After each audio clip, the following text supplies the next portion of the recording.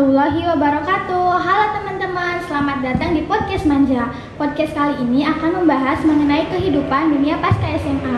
Nah teman-teman, gimana kabarnya nih? Semoga kita semua selalu sehat ya. Kali ini aku Puput dan juga aku Putra sebagai host dalam podcast kali ini sudah bersama dengan dua narasumber yang pastinya keren banget nih. Nah, kalian sering dengar kan ada pepatah tak kenal maka tak sayang. Maka dari itu kita lebih baik kenalan dulu nih. Halo Mbak Hafi, halo Mbak Aurel. Halo. Halo Puput, halo Putra. Nah, dari Mbak Hafi dulu ya. Mbak boleh kenalan nih nama lengkap, terus alumni tahun berapa sama sekarang kuliah di mana? Oke, bismillahirrahmanirrahim. Perkenalkan, nama aku Nur Hafifah, biasa dipanggil Hafi atau Pipa. Sekarang alumni 2018 dari SMA Negeri 1 Anjatan dan sekarang berkuliah di IPB University. Oke, kemudian Mbak Aurel boleh kenalan dulu. Halo semuanya, kenalin aku Aurel Afidia Pramesti. Kalian bisa panggil aku Aurel atau apapun terserah kalian. Aku angkatan 2019, lulusan Semanja juga. Dan sekarang aku kuliah di Fakultas Hukum Universitas Atmajaya Yogyakarta. Nah, udah pada kenalan kan? Selanjutnya kita bakalan ngobrol-ngobrol mengenai dunia perkuliahan yang akan dipandu oleh Putra. Oke nih Mbak, gimana nih kabarnya? Untuk Mbak Hafi sendiri gimana nih kabarnya? Alhamdulillah baik. Oh, kalau kesibukan belakangan ini tuh apa sih Mbak? Sekarang lagi liburan ya, jadi kesibukannya paling rapat, terus tuh lagi nyusun proposal PKM juga, dan rapat lagi. Padahal liburan ya, tapi kesibukannya rapat kayak gitu. Wah, sibuk ya. Itu juga. Kalau Mbak Aurel sendiri gimana nih kabarnya? Alhamdulillah baik. Kalau kesibukannya apa nih? Aku juga sebenarnya nggak sibuk-sibuk amat, karena benar kata Mbak Hafi, bulan-bulan ini tuh lagi bulan-bulannya liburan, dan aku juga alhamdulillah dapat liburan yang cukup lama. Dan ya selama liburan ini kita cuman disibukkan sama rapat-rapat aja sih, karena kuliah juga nggak ada, apapun kegiatan juga kita dibatasi, paling cuman rapat di malam atau siang hari aja. Oke, jadi karena pandemi kita dibatasi ya, tapi kita harus tetap semangat. Oke, kita langsung ke pertanyaannya aja ya. Pertanyaannya nih, motivasi lanjut kuliah apa sih? Apa kuliah itu penting? Sepenting apa sih? Untuk Mbak Hafi sendiri gimana? Oke, kuliah. Kenapa aku milihnya lanjut kuliah? Karena kita ini kan dari SMA Negeri 1 Anjatan, yang mana basicnya kita dipersiapkan untuk kuliah. Jadi mau gak mau kita harus melanjutkan ke jenjang perkuliahan. Itu yang pertama. Kemudian yang kedua, kenapa alasan berkuliah lagi? Karena dengan menuntut ilmu seperti yang entah sabda atau siapa ya, bahwa Allah akan meninggikan derajat orang yang berilmu ataupun menuntut ilmu. Jadi dengan kita menuntut ilmu, kita secara nggak langsung akan meninggikan derajat kedua orang tua kita. Yang awalnya belum ada lulusan sarjana di situ, tapi dengan kita menempuh jenjang kuliah dan insya Allah menjadi sarjana, kita akan meninggikan derajat orang tua, karena titel sarjana itu merupakan titel yang prestis gitu ya buat masyarakat. Terus kemudian dengan kita berkuliah, kita akan membuka banyak pintu untuk mencoba berbagai banyak hal, seperti kuliah ke luar negeri, bertemu dengan berbagai orang yang punya prestasi di bidangnya masing-masing, dan berbagai macam keuntungan lainnya. Mungkin dari orang? Mungkin aku nambahin sedikit ya. Benar kata Mbak Hafi yang barusan sampein, kalau yang namanya kuliah itu penting, dan menurutku itu penting banget. Mungkin beberapa orang mikirnya, kenapa sih harus kuliah? Kenapa nggak kerja aja? Padahal kita itu berkuliah juga orientasinya untuk kerja kok. Jadi analoginya gini, misalkan kita kerja dan kuliah, maksud aku beda ya, dua hal yang berbeda. Kalau kita kuliah itu misalnya kita menempuh, kita mau ke tujuan Jakarta. Kalau kita kerja, kita itu dari sini ke Jakarta, kita menggunakan sepeda motor. Tapi kalau kita kuliah, kita dari sini ke Jakarta itu menggunakan kereta api. Jadi bisa dibayangin kan, kalau naik kereta api itu bisa lebih cepat daripada naik sepeda motor. Nah, dari kuliah itu tadi bisa menghantarkan kita kepada pekerjaan yang lebih layak dan juga memiliki rentang waktu dan prospek kerja yang lebih baik. Mungkin bagi sebagian orang juga berpikir, nggak juga dong, sukses itu kan bisa dari mana aja. Bener banget. Tapi alangkah lebih baiknya kalau dengan kuliah itu bisa membuat latar belakang kita juga lebih baik. kuliah itu juga nggak melulu tentang orientasi kerja kok. Dalam pendidikan kuliah itu kita bisa mendapat berbagai hal. Yang tadi Mbak Hafi sampaikan itu benar banget. Sorry ya Mbak, aku masih belum terbiasa. Jadi beberapa hal yang mau aku tambahin itu di dalam kuliah yang nggak bisa kita dapetin itu kita bisa menciptakan sesuatu yang belum kita miliki sebelumnya. Maksud aku di sini dalam perkuliahan kita akan membentuk intelektual diri kita, cara kita menghadapi orang itu gimana, cara kita berbicara terhadap orang itu gimana, cara kita memecahkan suatu masalah itu gimana. Itu pasti bakal berbeda banget daripada orang yang nggak mengenyam bangku pendidikan. Pasti teman-teman di luar sana juga kalau ketemu sama orang yang kurang berpendidikan akan tahu deh bedanya gimana sih nanti jawaban-jawaban mereka, terus sikap mereka ke lawan bicara mereka, itu semua pasti dirasain ya Mbak Alfi. Jadi ada kesenjangan banget antara ketika kamu SMA dengan saat kuliah, bagaimana cara kita berinteraksi dengan dosen itu berbeda dengan bagaimana cara kita berinteraksi dengan guru, sangat berbeda kalau menurut aku. Terus ketika kita berkuliah kita dibentuk pola pikirnya untuk menyelesaikan masalah itu secara sederhana. Kalau misalkan yang tidak mengenyam bangku kuliah mungkin ya, ini beda-beda sih tergantung orangnya ya. Mungkin akan lebih rumit dalam menyelesaikan masalah, tapi di bangku kuliah itu kita diajarkan bagaimana menyelesaikan masalah persoalan secara lebih sederhana begitu dan sistematis. Bener banget. Terus bagi aku pribadi sendiri, karena aku seorang perempuan yang nantinya juga akan memiliki seorang anak, dan itu gimana ya, kalau orang-orang juga pasti berpikiran yang sama sih seharusnya kalau menjadi perempuan, dimana seorang ibu nantinya itu akan menjadi sekolahan pertama bagi anaknya. Jadi sebisa mungkin aku menyiapkan diri aku untuk memiliki pendidikan yang cukup supaya nanti intelektual aku cukup untuk menghadapi anak aku, untuk menjadikan anak aku lebih baik dari aku. Itu semua kan butuh modal dari aku sendiri. Itu aja sih kalau dari aku mungkin. Wah, keren banget nih. Jadi buat teman-teman yang masih bingung mau lanjut kuliah atau kerja sih, nah ini buat referensi teman-teman ya. Oke, pertanyaan selanjutnya teman-teman. Nah, aku juga kan kuliah nih ya Kak, tapi aku juga masih maba dan belum pernah ke kampus, belum pernah ketemu teman-teman. Gimana sih rasanya kuliah offline? Karena kakak di sini kan udah berpengalaman nih, itu gimana tuh keseruannya? Aura dulu.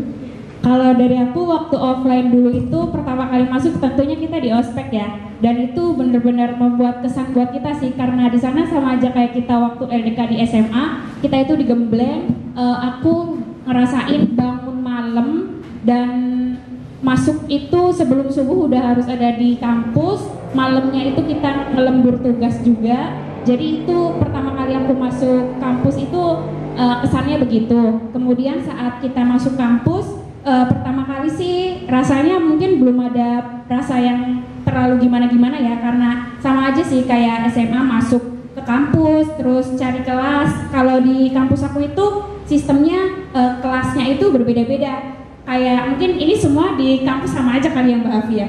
Iya, beda-beda. Gitu. Jadi nanti kalau di aku itu kampus aku kecil kebetulan, bukan kampus induk juga. Jadi kalau kita mau pergantian sesi kita harus nunggu di koridor. Terus nanti kita bisa bercanda sama teman-teman. Mungkin ini yang sekarang dirindukan dari masa-masa daring ini karena kita nggak bisa ketemu teman-teman.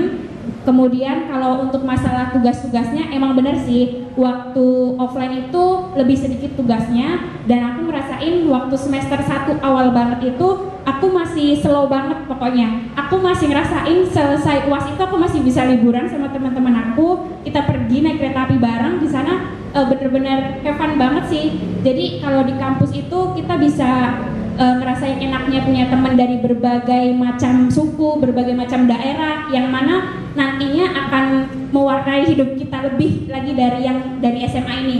Kalau SMA itu kan cuman dari regional daerah kita saja ya, jadi kurang berwarna aja gitu. Sedangkan nanti kalau kalian masuk kampus nih, kalian bakal bisa ngerasain banget gimana itu perbedaan. Apalagi kalau di kampus aku sendiri kan mayoritas Kristen, Protestan, Katolik gitu. Jadi aku benar-benar bisa ngerasain yang namanya toleransi. Ya itu aja sih kalau dari aku.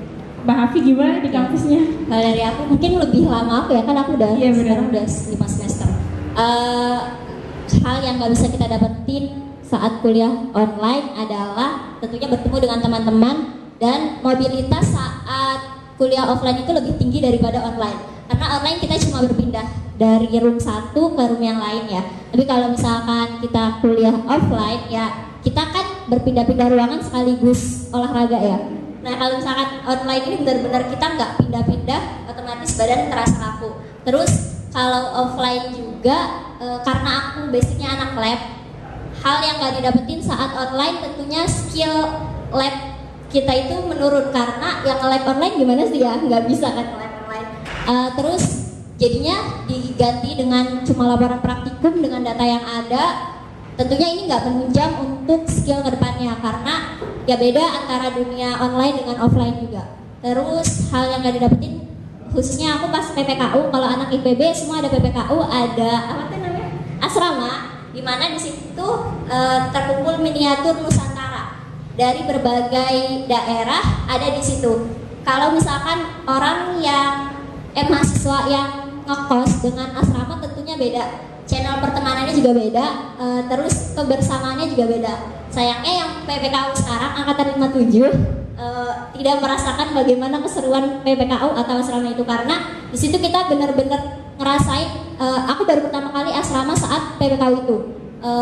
Yang namanya kita harus kumpul bareng orang dari berbagai latar belakang yang kita nggak kenal, terus tuh disatukan dalam satu ruangan dan harus bekerja sama untuk membangun solidaritas di asrama itu susah ya.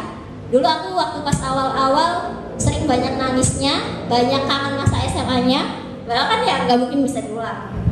Tapi makin kesini justru solidaritas itu makin terbentuk dan pas masanya perpisahan asrama itu malah nggak pengen pisah gitu.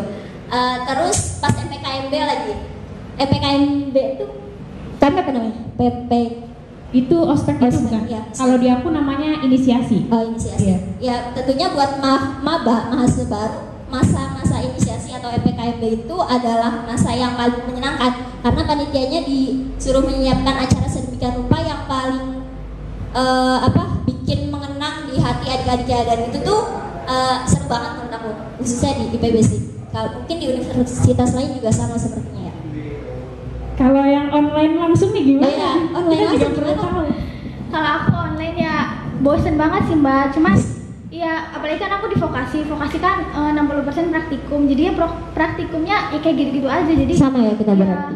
nggak ngerasain yang sebenarnya gitu ya. Kalau Putra sendiri Putra juga online kan ya sekolahnya? Ya, Putra juga online. Jadi materi itu agak susah dipahamin kan kalau misalnya langsung dari gurunya itu bakalan lebih gampang tuh Mbak. Jadi kita juga bakalan susah banget buat nerapin ke otak kita gimana sih pelajaran itu. Iya. Itu aja sih. Soalnya kalau misalkan kita offline itu kan kita manusia sosial ya. Manusia Iya, itu kan betul. makhluk sosial. Kebutuhan untuk berinteraksi dengan manusia lain itu merupakan sesuatu yang fundamental gitu ya. Kita harus berinteraksi dengan orang yang nggak bisa ditunjang secara online gitu.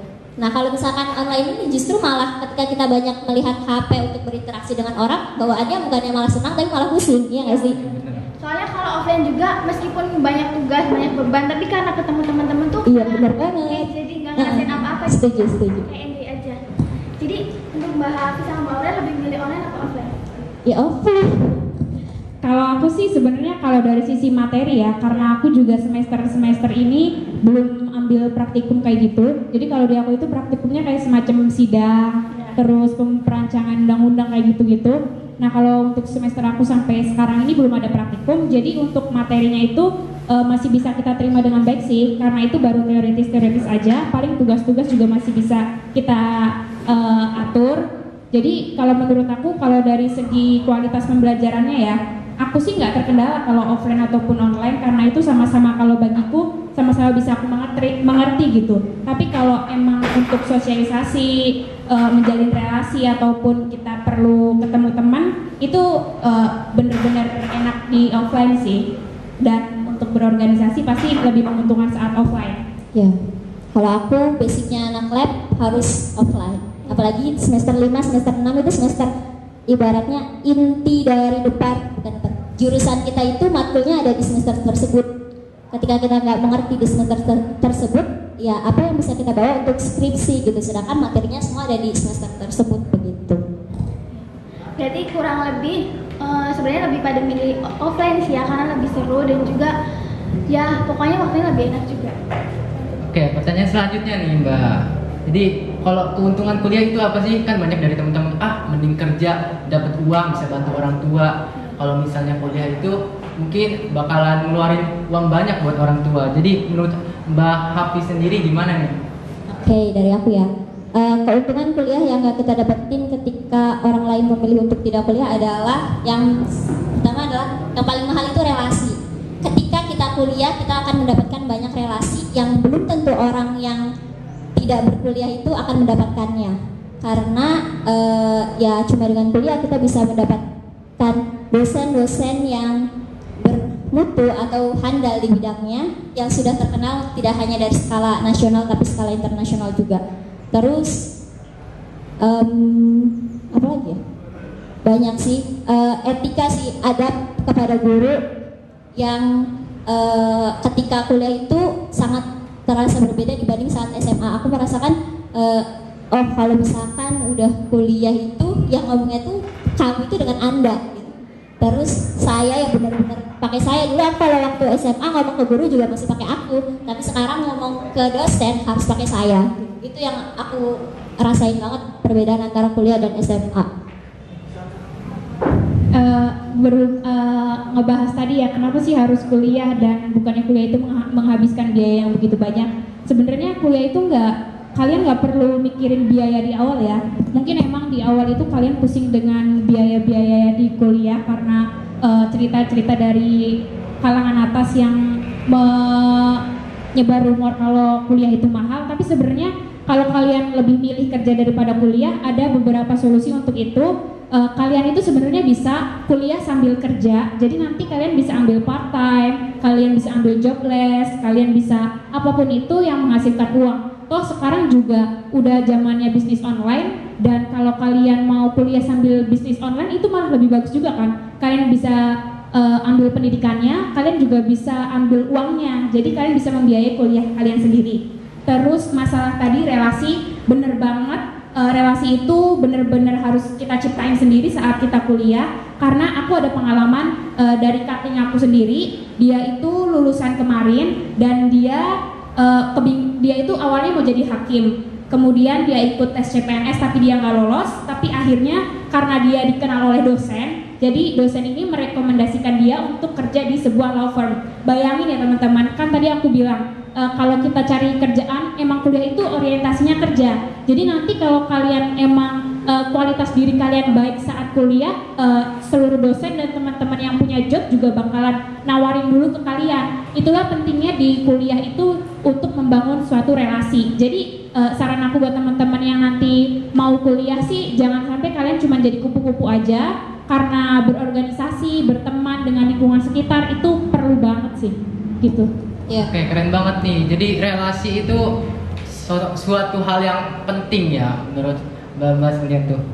Jadi kalau misalnya teman-teman pengen kuliah tapi nggak ada dananya, kita bisa manfaatin teknologi yang ada dengan bisnis online. Jadi kalian kuliah sambil bisnis.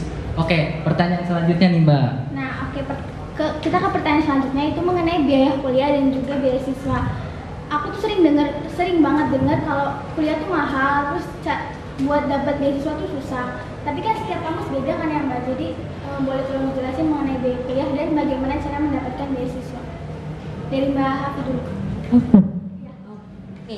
Kalau untuk beasiswa itu masing-masing kampus beda ya. Jadi kalian bisa cek aja di website masing-masing kampus yang kalian tuju. Kalau IPB sendiri, setahu aku sekarang termurahnya itu 2.400.000, itu disesuaikan sama yang dapat beasiswa KIP kuliah sekarang. Itu. Jadi beda-beda ya Rel. Kamu juga beda kan? Benar-benar beda. Ya. Tapi mungkin ada beberapa pengalaman yang mau aku bagi sedikit. Kalau di PTS tentunya ini dari berdasarkan pengalaman aku dan juga pengalaman teman-teman aku yang udah masuk PTS.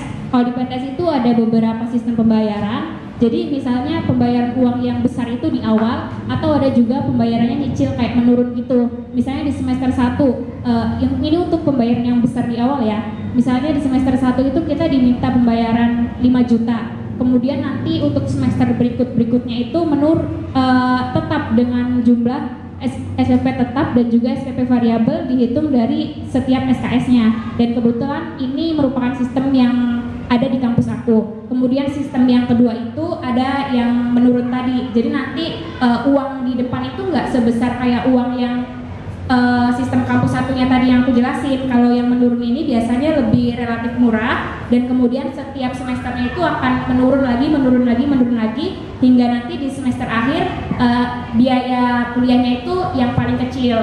Kemudian kalau untuk beasiswa, bener banget tadi kata Mbak Hafi, beasiswa itu sebenarnya tergantung kebijakan dari kampusnya masing-masing. Tapi kalau dari pemerintah juga sebenarnya memfasilitasi untuk PTS juga, kayak KIP kuliah tadi yang disebutin sama Mbak Hafi. Di PTS juga kalian bisa dapat kok untuk KIP kuliah tadi. Pengurusannya mungkin kalian bisa cari sendiri di websitenya. Kemudian kalau dari internal kampusnya tentunya kalian bisa cari-cari di kampus yang mau kalian tuju. Kalau di kampus aku kebetulan alhamdulillah juga aku udah ngerasain 2 kali beasiswa.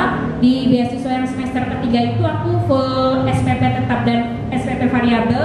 Kemudian di beasiswa ini aku dapat yang SPP tetapnya aja. Jadi kalian kalau mau kuliah nggak usah bingung-bingung. Sebenarnya beasiswa itu ada dan banyak banget. Tapi karena kalian belum jadi mahasiswa aja, jadi kalian belum tahu gitu linknya kemana nih carinya. Terus ini tuh gimana sih? Itu kalian belum tahu aja. Kalau kalian udah jadi mahasiswa, sebenarnya kalian kuprek di situ.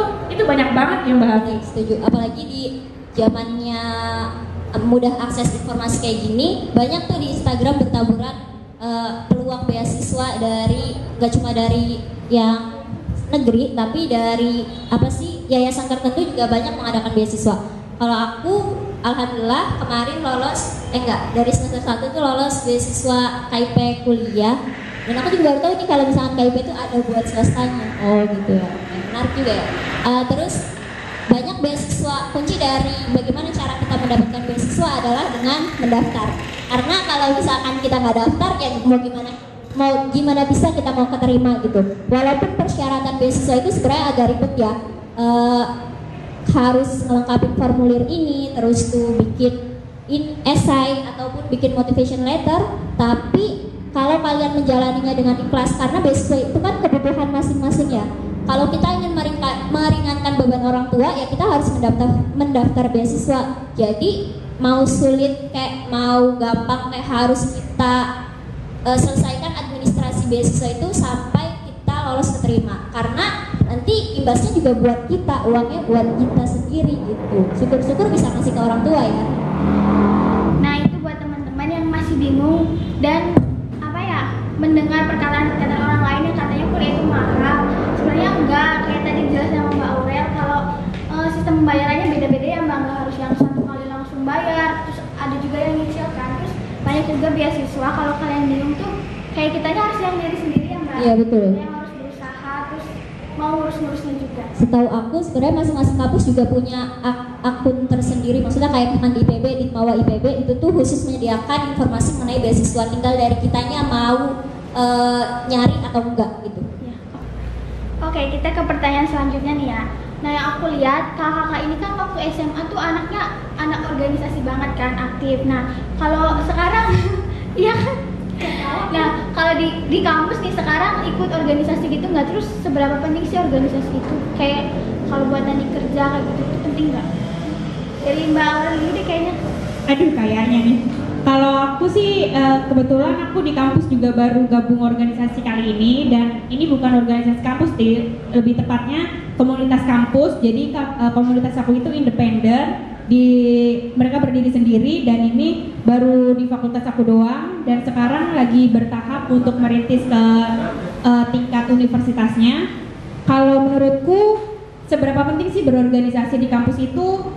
Tadi balik lagi, untuk menjalin suatu relasi tentunya kita butuh lingkungan yang mendukung. Nah, kalau kita bisa menjalin relasi, alangkah lebih baiknya relasi yang kita ciptakan itu di organisasi tadi. Karena di dalam organisasi tadi itu kita bakalan ngeluarin skill kita bakalan ngeluarin cara-cara kita menghadapi masalah. Jadi teman-teman kita di organisasi itu bakal tahu, oh kita tuh gini orangnya, oh kita tuh cara menyelesaikan masalah kita tuh gini, sebijaksana apa sih kita dalam memecahkan masalah. Mereka itu bakal tahu kompetensi kita lebih banyak daripada teman-teman kita di pergaulan kita. Nah, tapi yang jadi masalah itu meskipun kalian udah aktif berorganisasi, tapi kalian nggak punya skill untuk menjalin relasi, itu yang lebih menyusahkan sih kalau bagiku. Jadi yang penting kalian pertama punya dulu skill untuk menjalin relasi, baru kemudian kalian tingkatkan relasi kalian itu dalam berorganisasi. Begitu. Nah, Hafi gimana? Tapi kalau yang berarti kalau yang introvert kayak gitu-gitu susah buat organisasi. Benar. Kalau menurutku introvert itu sebenarnya masih bisa berorganisasi, tapi untuk menjalin relasi itu akan lebih sulit karena introvert itu bukan berarti mereka nggak bisa berkembang dan nggak bisa bekerja ya. Mereka tetap bisa, tapi untuk menjalin suatu relasi itu akan lebih sulit karena kan nanti untuk bekerja itu kita dibiasakan untuk kerja tim. Nah, pembiasaannya itu bisa kita mulai sejak kita masuk kuliah. Di kuliah ini kerja tim bisa kita latih dengan berorganisasi ataupun dengan kepanitiaan lainnya. Kalau menurut aku sih gitu, Mbak. Oh ya, I see.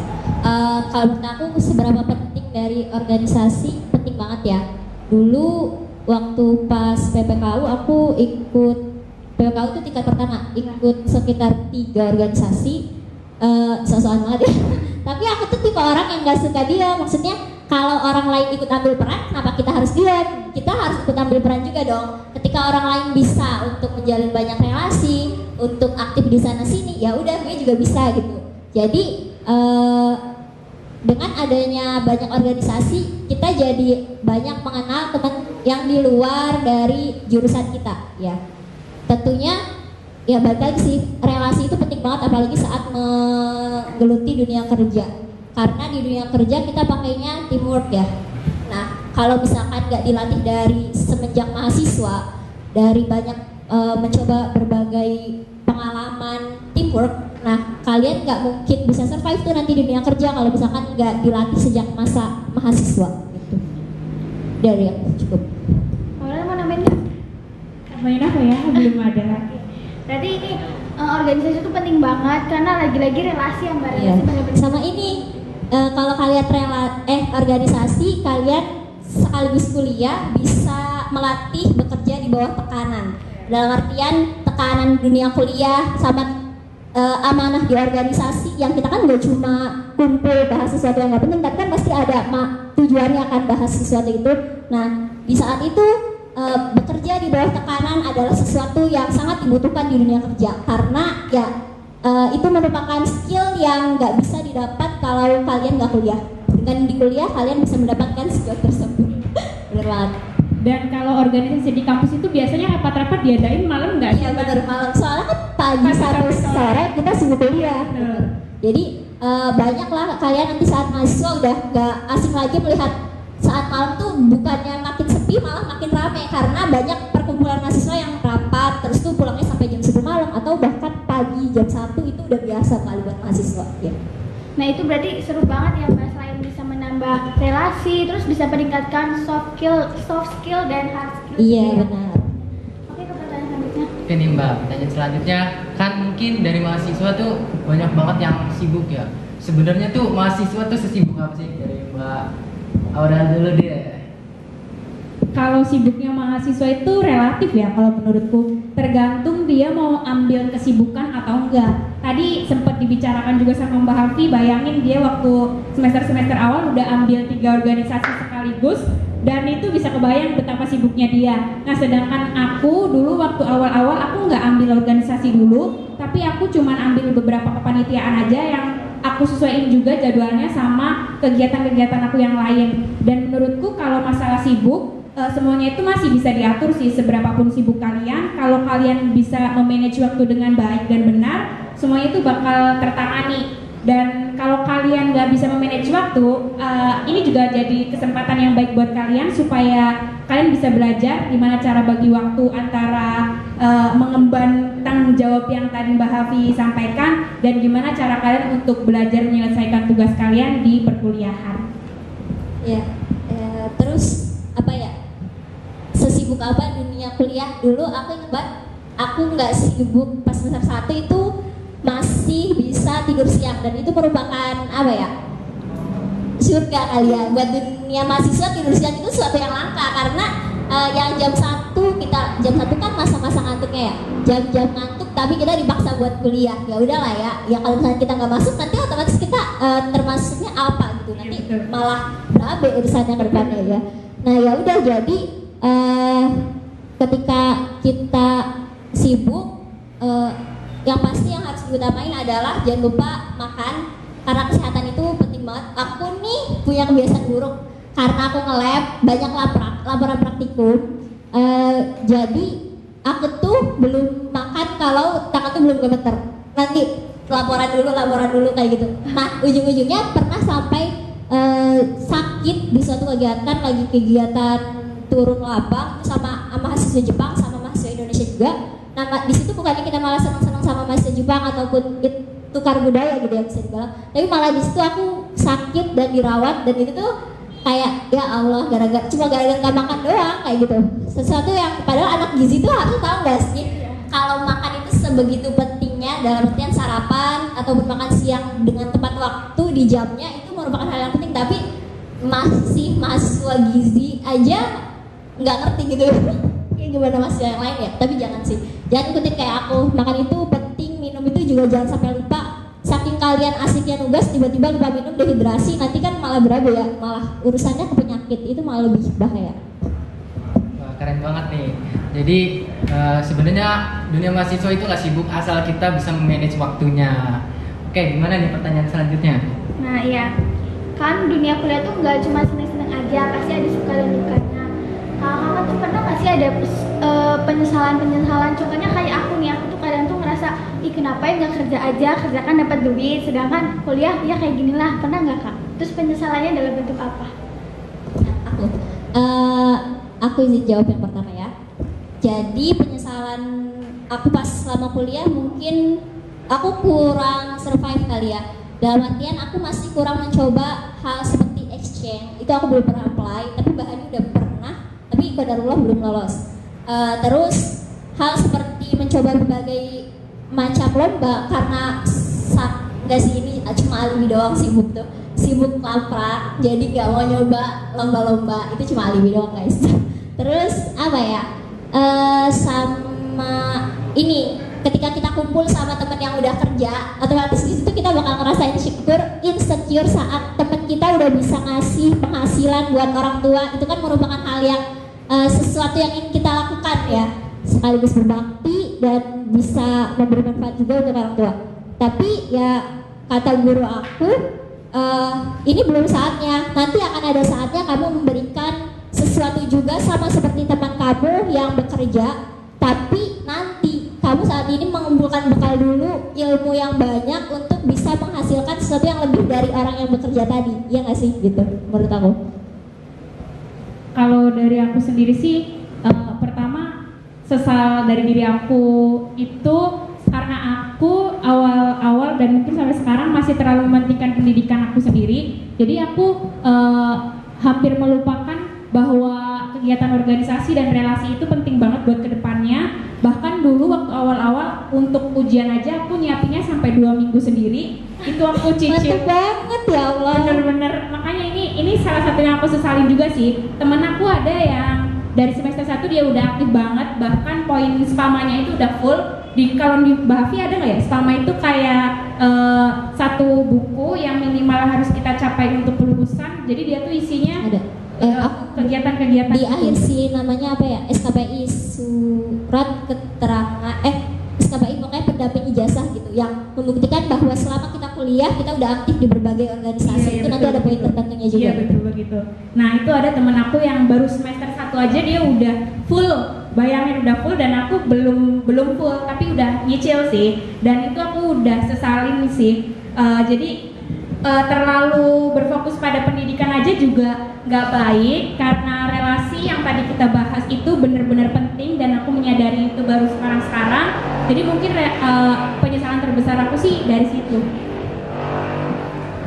Oke, berarti kita tuh kayak harus bersyukur atas apa yang kita jalani dan apa yang kita dapatkan. Karena aku juga pernah dapat kata-kata dari Twitter atau dari mana gitu, katanya tuh kita harus menyelesaikan apa yang telah kita mulai, bener nggak Mbak? Iya benar, kita harus bertanggung jawab sama apa yang udah kita mulai. Lagi juga waktunya orang masing-masing itu kan beda-beda ya. Waktunya sekarang kita kuliah, dia kerja, dia udah bisa ngasih penghasilan ke orang tua. Ya udah, waktu kita nanti ada waktu bertumbuhnya sendiri-sendiri. Jadi nggak usah iri sama pencapaian orang lain, justru harusnya jadi motivasi gitu. Nah, ini pertanyaan terakhir nih, coba Putra bacain. Nih Mbak, jadi gambaran apa sih yang gambaran pekerjaan apa yang bakalan Mbak pikirin buat selesai kuliah itu? Buat Mbak Api dulu deh. Dulu aku kenapa milih ahli gizi, jadi gizi masyarakat karena aku mau jadi konsultan dan ngelihat prospek dari jurusan gizi ini salah satunya adalah menjadi konsultan. Udah kebayang nih selama perkuliahan bakal apa aja sih yang digeluti, kayak misalkan kita bekerja di rumah sakit atau bekerja di industri juga bisa sebagai quality control, atau bekerja di catering itu juga bisa kayak gitu. Sejauh ini dari yang aku tahu gizi itu prospek kerjanya luas karena selagi manusia masih membutuhkan makanan, di situ gizi dibutuhkan. Asik. Kalau dari jurusan aku sendiri sih beberapa prospek kerjanya itu kayak yang sering kalian lihat, kayak lawyer, terus hakim, jaksa. Tapi di corporate juga ada kok, jadi kita bisa terjun ke perusahaan-perusahaan gitu, jadi legal staff mereka, atau kita juga bisa jadi konsultan hukum, atau di jalan-jalan pasti kalian pernah lihat ada notaris gitu, itu juga kita bisa banget. Tapi mungkin jenjang pendidikannya ada yang harus ditempuh lagi, kayak untuk lawyer itu ada satu kekhususan profesi lagi yang harus kita tempuh untuk menjadi lawyer dari S1. Kemudian kalau untuk hukum, kenapa sih aku milih hukum? Bener kata Mbak Hafi tadi, kalau di gizi itu selama orang butuh makanan pasti profesi gizi akan selalu dibutuhkan. Nah, kalau hukum juga sama aja, ibaratnya gini, dari kita lahir sampai kita mati itu semuanya ada hukumnya. Kita lahir, kita harus dicatatkan ke catatan sipil. Kemudian saat kita mati juga kita harus mencabut pokoknya kita harus catatan lagi ke catatan sipil. Jadi semuanya itu rangkaian tadi akan selalu ada di kehidupan kita. Oleh karena itu penting banget buat kalian yang mencari jurusan atau belum ketemu jurusannya tadi, melihat beberapa prospek kerja yang ada di pilihan-pilihan jurusan kampus di Indonesia. Gitu sih kalau menurutku. Wah, keren nih. Dari Mbak Hafiz sama Mbak Aurel sendiri ada motivasi nggak sih buat teman-teman nih yang pengen lanjut kuliah? Apa sih motivasinya dari Mbak Aurel dulu? Kalau dari aku sih, bagi kalian yang bingung lanjut kuliah atau lanjut kerja, sebenarnya di kuliah juga bisa nyambi kerja. Jadi kalian bisa kuliah kerja bisa banget. Karena teman aku juga banyak banget yang kayak gitu. Mereka ambil part-time jadi barista atau mereka jadi guru les di beberapa tempat. Terus kalau masalah lainnya, kalau kalian kesulitan biaya, sebenarnya kalian bisa sesuaikan dengan pilihan daerah kampus yang kalian ambil. Contohnya dari beberapa yang daerah yang katanya lebih murah biaya hidupnya, itu kalian bisa coba. Kayak di Jogja itu, aku berbagi pengalaman sedikit ya. Biaya makan aku di Jogja itu ada satu rumah makan. Di sana itu sistemnya prasmanan. Jadi kita ambil nasi lauk sendiri, terus nanti kita minta minumnya itu bisa apapun, terserah kalian. Air putih disediakan gratis, dan sekali makan itu biasanya aku cuma makan sekitar 4-7 ribu aja. Itu udah termasuk air minum. Air minumnya itu es teh manis, harganya cuma 1.000. Murah banget. Jadi iya, makanya kalau kalian berusaha cari biaya kampus yang relatif murah, itu juga perlu diperhatikan pemilihan daerah kampusnya. Karena kalau kalian milih di Jakarta, jangan harap deh kalian 4.000-7.000 dapat nggak ada apa. Iya, makanya kan selain beasiswa ataupun biaya kuliah yang kalian khawatirin, ada hal lain yang lebih besar juga biayanya, yaitu biaya hidup. Betul. Dan saat kuliah, jangan sampai kalian biaya hidup atau lifestyle kalian itu mengikuti teman kalian. Betul, iya. Soalnya ada di kampus aku sendiri, temen aku mengikuti lifestyle teman-temannya. Karena di sana lingkungannya emang memaksa dia begitu. Dia kalau nggak begitu emang sepi temennya gitu loh. Jadi dia benar-benar mengubah dirinya 180 derajat. Tapi untungnya dia berhasil survive dan dia bisa sampai sekarang. Dia juga aktif. Itu kan bagi beberapa orang mungkin bisa, tapi bagi beberapa orang yang nggak mumpuni untuk itu, kita nggak tahu kan sampai mana kemampuan kita. Jadi ada lebih baiknya kalau kita bisa mengatur semuanya itu di awal, baik biaya kuliah maupun biaya hidup nantinya. Iya benar. Terus emang kalau misalkan di Jogja mah wajar ya, murah banget. Iya, Temen benar, aku juga makanya. kayak misalkan kita beli makanan apa sih di sini di museum yang mahal ya di sini Iya, iya. tapi di Jogja mungkin bisa dapat lebih murah dari Iya, betul. di sini. Terus kalau di Bogor sendiri biaya hidupnya masih bisa dibilang 11-12 sama di sini di Indramayu. Tapi beda kalau di kota. Iya. Kota lebih mahal ya nggak sih? Apalagi kamu deket Botas, Botani Square Mall gitu ya. Godaan ke mallnya itu berat banget karena kita yang anak desa jarang ke mall, terus tiba-tiba kampusnya di samping mall itu aku nggak tahu sih. Semoga aja kamu kuat ya Put ya. Jangan ngikutin teman karena emang benar kata Aura, teman itu benar-benar membawa ke arah mana pergaulan kita. Kalau misalkan teman-temannya positif dalam artian berjuang untuk kehidupan yang lebih baik, kayak selalu bersemangat buat kuliah, terus tuh berprestasi, itu mungkin kalian akan ketularan. Tapi ketika teman-teman kalian yang sukanya nongkrong, hobinya kalau habis kuliah tuh jajan yang ke KFC, McD kayak gitu, otomatis kalian duitnya, kita sebagai anak yang biasa-biasa aja, maksudnya berlatar belakang keluarga yang sederhana, terus menyeimbangi kehidupan mereka yang wow, ya mungkin mereka mampu gitu ya. Ya kita mungkin nggak bakal bisa walaupun anak beasiswa punya dapat subsidi 700.000 dari pemerintah, tapi pemerintah memberikan uang itu bukan untuk seneng-seneng kita, Betul. untuk biaya pendidikan kita seperti membeli buku ataupun yang biaya lab dan lainnya kayak gitu. Jangan deh ngikutin temen yang gagah karena emang bener banget kalau misalnya perkuliahan tuh lingkaran pertemanan sangat menentukan kita. Aku kalau misalkan dulu di SMA tuh ibaratnya aku suka di IPB karena lingkungan yang baik. Dalam artian keislaman itu baik Kak. Kenapa aku milih IPB? Karena memungkinkan banyak banget orang hijrah gitu. Wah, semoga jawaban dari Mbak Aura sama Mbak Hafi bisa menjadi referensi buat teman-teman yang masih bingung nih mau pilih jurusan apa sih. Dan jangan lupa kalau misalnya kita memiliki waktu luang, sebaiknya kita itu menyalurkannya dengan kegiatan yang positif. Contohnya ikut berorganisasi ya. Oke, kalau gitu kita udah selesai nih ngobrol-ngobrol sama kakak-kakak yang keren banget ini. Terima kasih buat Mbak Hafi, buat Sama-sama, Mbak terima Aurel kasih yang juga. udah menyempatkan waktunya untuk datang. Makasih juga buat Mbak Puput yang udah nyempetin waktunya. Sama-sama.